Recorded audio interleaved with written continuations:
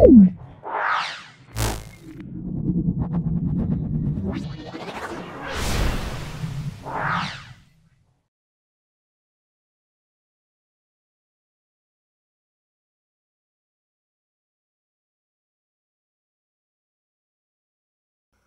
শ্রীরামপুর উচ্চ বালিকা বিদ্যালয়ে সলভ করছি।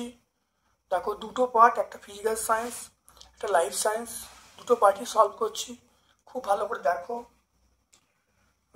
দেখো চুম্বকের জ্যামিতিক দৈর্ঘ্য যদি 1 সেন্টিমিটার হয় তাহলে চুম্বক দৈর্ঘ্য কত হবে?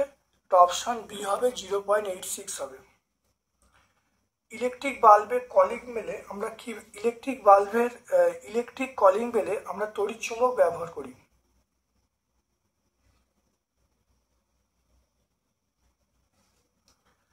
জলপ্রপাতের শক্তি থেকে তাপ শক্তি উৎপন্ন করা সম্ভব, এটা ভুল। জলপ্রপাত থেকে আমরা জলবিদ্যুৎ উৎপন্ন করি, তাপবিদ্যুৎ উৎপন্ন করতে সম্ভব নয়। সেকেন্ডারি সেল বলতে তারপর দেখো এটিএম কার্ডে ব্যবহার করা হয়। এটিএম কার্ডে আমরা ব্যবহার করি, এটিএম কার্ডে যেটা ব্যবহার করা হয় চুম্বক স্ট্রিপ, আমরা অপশান বি বলবো।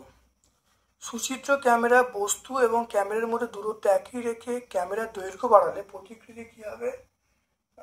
প্রতিকৃতি আমরা বলবো বড় হবে,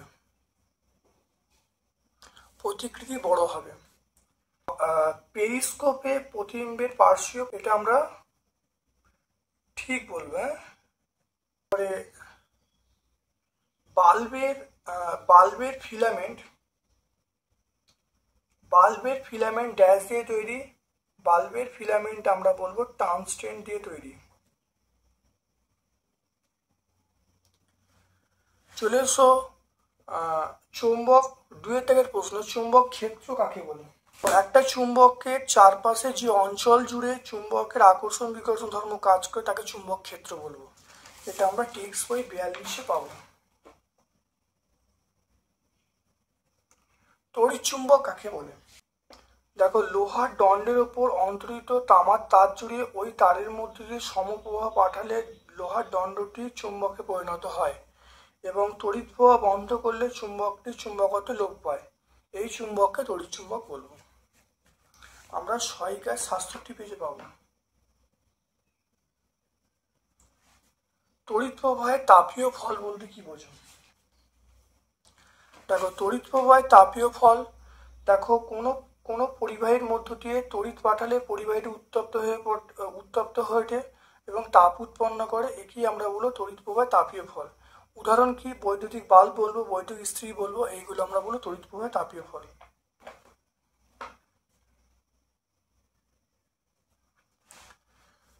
তারপর দেখো বৃষ্টির পর বিকেলে আকাশে রংধনু দেখা যায় কেন? সাধারণত বৃষ্টির পর বিকালে দেখতে পাওয়া যায় আকাশে ভাসমান জলকণা থাকে। ওই জলকণা সূর্যের আলো পড়লে বিচ্ছুরণের ফলে যে 7টি পতিত হয় তাকে আমরা রংধনু বলবো। এটা আমরা টেক্সট বই 35 পেয়ে যাব। 1 জুল বলতে কি বোঝো? 1 নিউটন বল প্রয়োগ করে যদি বস্তুকে বল প্রয়োগের দিকে 1 মিটার সরানো হয় তাহলে বলবো 1 জুল কাজ করেছে। এটা আমরা টেক্সট বই 81 পেজে পাবো।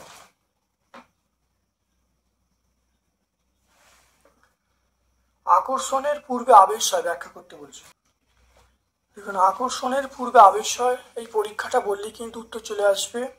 এটা আমরা 6-73 পেজে পাবো।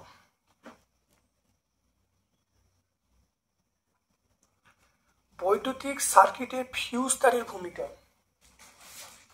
অর্থাৎ যদি কোনো কারণে বর্তনীর মধ্যে দিয়ে বেশি তড়িৎ আসে ফিউজ তারটি গলে গিয়ে দামি যন্ত্রপাতিগুলো রক্ষা করবে।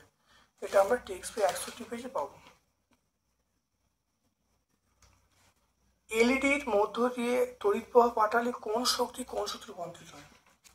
এলইডির মধ্যে তড়িৎ পাঠালে দেখো তড়িৎ শক্তি আলোক শক্তিতে, তাহলে 59। বায়োগ্যাসের সুবিধা অসুবিধা উল্লেখ করতে বলছে।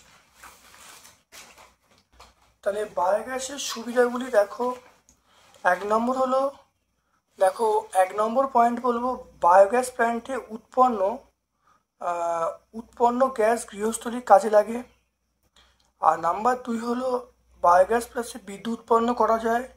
আর নাম্বার 3 হলো পরিবেশ দূষণ প্রতিরোধ করে। তাহলে এগুলো হলো বায়োগ্যাসের সুবিধা। আর অসুবিধা আমরা কি বলবো? পয়েন্ট একটা হলো প্রযুক্তির অগ্রগতি কম, আর নাম্বার 2 হলো যে যখন তাপমাত্রা কম হবে তখন কিন্তু বায়োগ্যাস কাজ করবে না।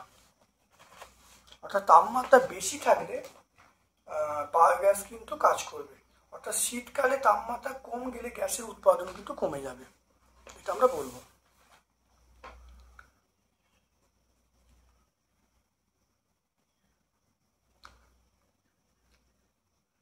এটা আমরা সুবিধাটা বই থেকে বললাম, অসুবিধাটা বলে দিলাম। 1 নম্বর পয়েন্ট হলো অগ্রগতির মানে বায়োগ্যাসের অগ্রগতি খুব কম।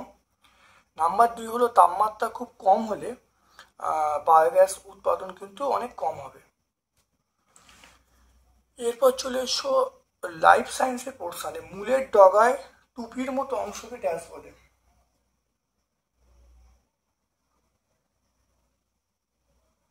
মূলের ডগায় টুপির মতো অংশকে আমরা বলবো মূলত্র বলে। দুটি পর্বের মাঝখানে অংশকে আমরা বলবো পর্ব মধ্য বলবো।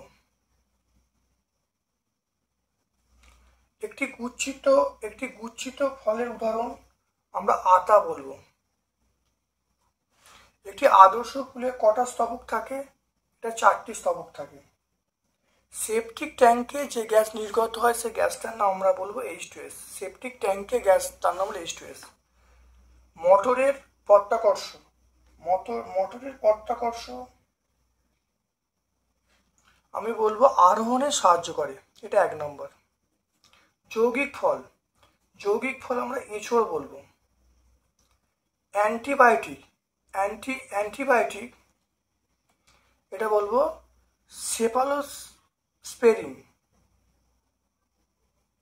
আর স্থানিক মূল আমরা দুর্বাঘাস বলবো। এর পরের প্রশ্ন চলে এসো 3 দাগের প্রশ্ন। অভিস্রবণ বলতে কি বোঝো? একটি গুরুত্ব লিখতে বলছে। অভিস্রবণ দেখো অর্ধবৃত্ত পর্দার মাধ্যমে কম ঘনত্বের স্থান থেকে বেশি ঘনত্বের বা বেশি গাঢ়ত্বের দ্রবণে দ্রাবকের অণুগুলো ছড়িয়ে পড়ার ঘটনাকে আমরা অভিস্রবণ বলবো। গুরুত্ব কি? দেখো গাছের মূললোমের মাধ্যমে মাটি থেকে জল উপরে উঠছে, সেটা অভিস্রবণ প্রক্রিয়ার মাধ্যমে। অনেকগুলো পয়েন্ট আছে, আমরা প্রথম পয়েন্টটা বললাম। এটা আমরা টেক্সট বই এই উত্তরটা পাবো টেক্সট বই 216 থেকে টেক্সট বই 217। দুয়েরটা উদাহরণ সহ রূপান্তরিত কাণ্ড লিখতে বলছে। উদাহরণ সহ রূপান্তরিত কাণ্ড কাকে বলে লিখতে বলছে। দেখো রূপান্তরিত কাণ্ড দেখে নাও। রূপান্তরিত কাণ্ড পরিবেশে এবং বিশেষ ধরনের কাজ করার জন্য কিছু উদ্ভিদের কাণ্ডের পরিবর্তন লক্ষ্য করা যায়, এই কাণ্ডকে রূপান্তরিত কাণ্ড বলবো। আমরা উদাহরণ কি বলবো? উদাহরণ দেখো বলবো যে কচুরিপানা বলবো। আমরা কি বলবো? কচুরিপানা একটা রূপান্তরিত কাণ্ড। আমরা এটা বলবো সহায়িকা 267 পেজে পাবো। পরাগ মিলনে দুটো সমস্যা লিখতে বলছে। হলো পোকামাকড় মারার ওষুধ ব্যবহার, 2 নম্বর হলো গাছপালা ধ্বংস, 3 নম্বর হলো পরিবেশের তাপমাত্রা বৃদ্ধি। এটা টেক্সট বই 211 পেজে পাবো। তারপরে দেখো 4 প্রশ্নে অঙ্কুরোদ্গম কাকে বলে? অঙ্কুরোদ্গম কপকারক কি শর্ত উল্লেখ করতে বলছে। একটি বীজ থেকে চারা গাছ তৈরি হওয়ার প্রক্রিয়ার নাম হলো অঙ্কুরোদ্গম। অঙ্কুরোদ্গম 2 প্রকার, একটা মিতভেদী, মিতবর্তী। মিতভেদী অঙ্কুরোদ্গম কুমড়ো তেঁতুলের বীজের অঙ্কুরোদ্গমের সময় বীজতক ফাটিয়ে ওপরে উঠে আসে, কে বলে মিতভেদী। ছোলা মটর আমের অঙ্কুরোদ্গমের সময় বীজতক আবদ্ধ হয়ে মাটির মধ্যে ছেড়ে ওপরে উঠতে পারে না, কে বলে মিতবর্তী অঙ্কুরোদ্গম। আর অঙ্কুরোদ্গমের শর্ত কি? অঙ্কুরোদ্গমের শর্ত আমরা বলবো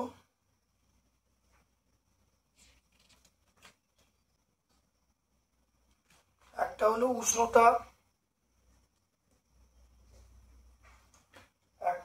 উষ্ণতা, একটা জল, আর একটা অক্সিজেন।